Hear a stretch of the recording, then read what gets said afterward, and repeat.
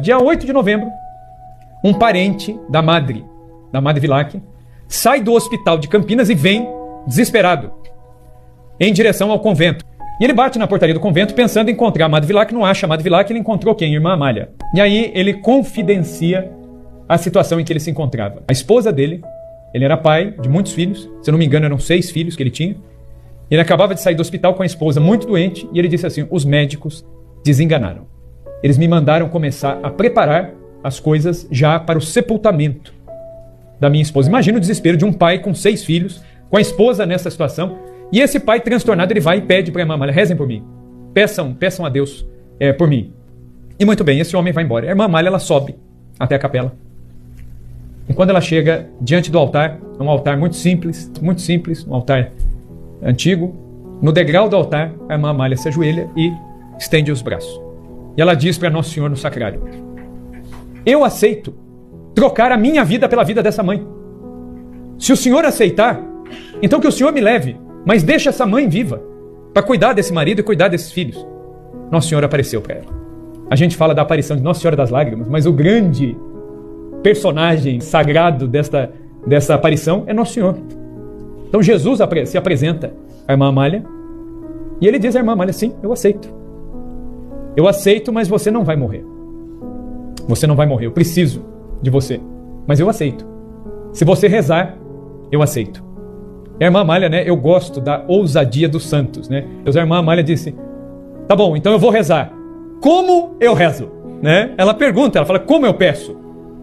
E Jesus disse assim: eu guardei por 20 séculos aquilo que eu vou te dar agora.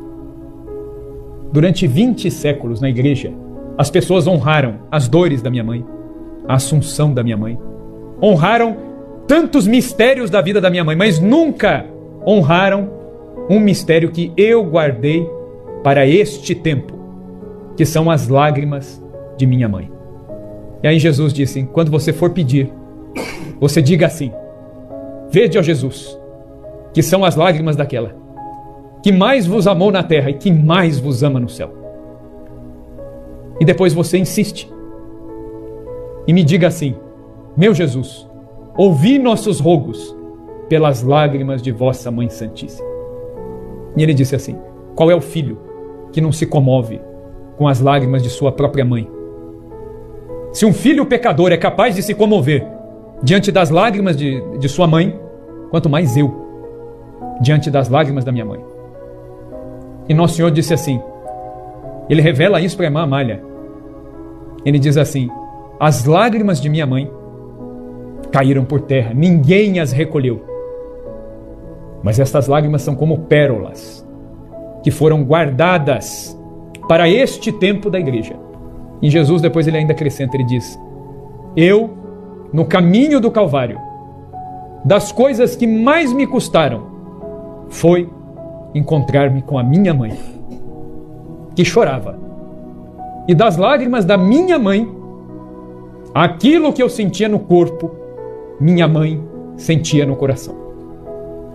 E Nosso Senhor ele fala para a irmã Amália: por isso que a minha mãe é corredentora. O que eu sofri na carne, ela sofreu no coração. E Nosso Senhor ainda diz: por conta das lágrimas da minha mãe, eu derramei também muitas lágrimas, por ver o sofrimento daquela que mais me amou na terra e que mais me ama no céu.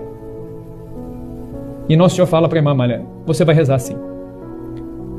Daqui a um tempo, a minha mãe vai vir e ela vai entregar a você uma herança, que é um penhor de glória. Primeiro para o Instituto das Missionárias de Jesus Crucificado. Depois para toda a igreja. Mas primeiro para vocês. O tempo passou, essa mãe foi curada, miraculosamente. Ela cuidou dos filhos e morreu idosa. Ela morreu idosa, bem idosa. E Nosso Senhor, ele trocou. Ele aceitou. Só que Nosso Senhor, nos diálogos dele com a irmã Amália, ele disse para a irmã Amália que ela faria jus ao nome religioso dela. A irmã Amália se chamava Irmã Amália de Jesus Flagelado. Nosso Senhor disse para ela que o que estava reservado para ela era a flagelação, o sofrimento moral, a humilhação.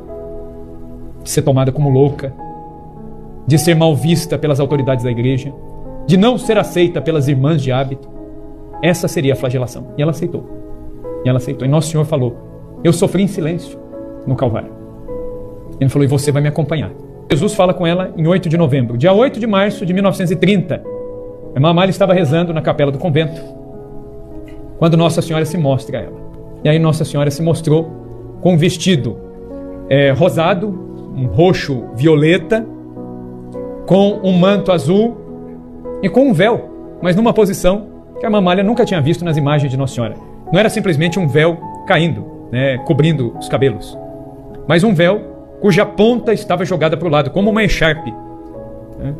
Nossa Senhora se mostra assim. E nas mãos, Nossa Senhora trazia um rosário de contas brancas.